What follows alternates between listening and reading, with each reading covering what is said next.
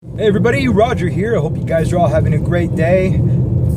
Just want to talk about a couple of things, mostly this phone narrative about Black Lives Matter.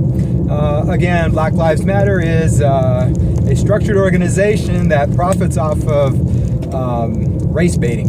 You know, if a white officer attacks a black man, or if a KKK member, or Democratic KKK member, or some person with a Confederate flag will so much as lay a hand on somebody, then Black Lives Matter has a say in it, and they'll come out knocking. But all too often, we're not hearing them talk about the right things. Well, they're taking lavish vacations, making millions, the founders of Black Lives Matter, these lesbians. And again, nothing against lesbians, I'm just pointing out the obvious.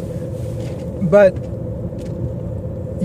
you don't see them talk about these murders in Seattle's CHOP, Chaz, whatever it's called, in Antifistan. The crime rate per capita, the murder rate for the homicide rate against blacks, it's number one in all countries in the world, even though it's not a formed nation anymore.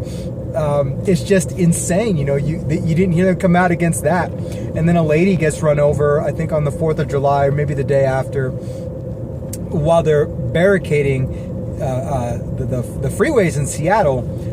Cops, I think from what I read, the officers in that district, they had to put up barriers because the people were just doing it regardless. They were out there protesting, putting their cars on the road. So in order to help the public not run into them, they placed official barriers. But again, I think the reason why they did that, correct me if I'm wrong, is because they would not stop doing that at odd hours and whatnot. So they got what they deserved. The Darwin Award goes to Mrs. Thang over here. And it could be the other girl, I don't know, the girl, 24-year-old girl, she said she was gender queer, or I don't know what the fuck the term is. And it made headlines for a little bit because there were a lot of people on Twitter saying, oh my God, this is what Trump's white supremacist world does. And then they found out it was a black guy. Weird name, like Krispy Kreme, or I don't know, some weird name. But I think he's black. He looks like he might be a different nationality, but I think he's black. Anyways, regardless, it didn't make the headlines. It didn't fit the narrative. So then you have the mayor of Seattle, that biatch. She comes out and she says, oh my gosh, she was such an awesome woman according to all of the people that knew her. I'm like, well, you post something about this white girl getting killed by a black driver, but you never post anything about any of the black men that got killed in Chaz, Chop, whatever. So where is that explanation? Where is that tweet? Nothing. These people are hypocrites.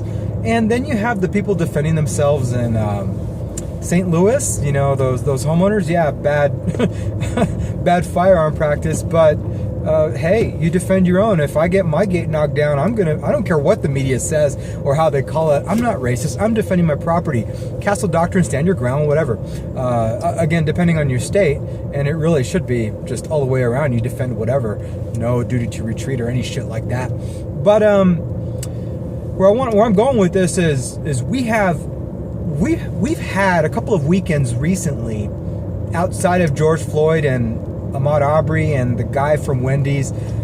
All these people have had previous run-ins with the law, mind you. Again, nothing to do with how they died, but they've had previous run-ins with the law. Here we have a couple of innocent black children in record-breaking numbers in New York City, in Chicago, in a couple of other areas. Some of them are babies, black babies getting killed. One of them was a 6-year-old girl. I mean, you see all of these atrocities. I just saw a video with a dad walking his daughter, a 6-year-old daughter, according to the New York Post report, and he thought that this car was going to turn, and so he waited on the sidewalk, and the car wasn't turning. It was going straight, going forward, and so he crosses the road with his daughter holding her hand,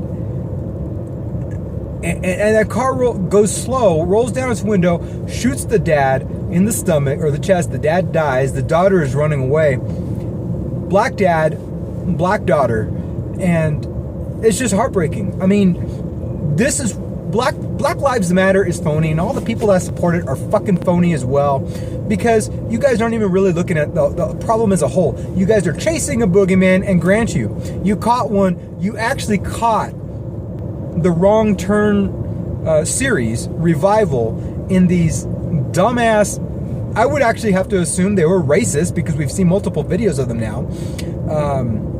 Hicks, 3 of them, and 3 guys and a girl, and they were gonna supposedly lynch this black guy, and I didn't see the noose anywhere in any of the videos. I've seen the videos multiple times. There were 4 or 5 of them, and I didn't see a noose. I saw them holding him by a tree, and maybe that was that, but I think what it said about the noose was that it was alleged he was saying he was going to put him in a noose. That could be what I read, I don't know. But again, allegations aren't fact, but yet you have this case here where it actually looks like it's legit. It could be dumbass, actual redneck racists.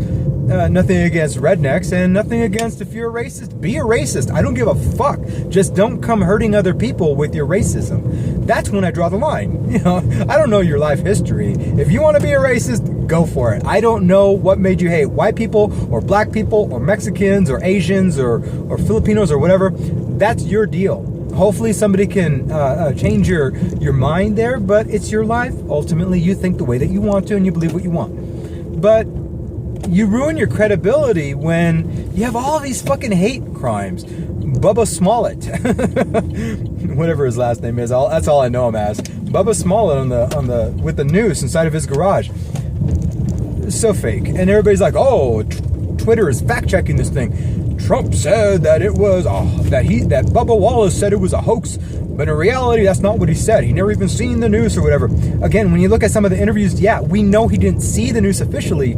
But he kept backing the claim. He's like, it's official, blah, blah. I know it. We know. We have evidence. And for anybody who thinks otherwise, they're just ignorant. Those were his lines, more or less.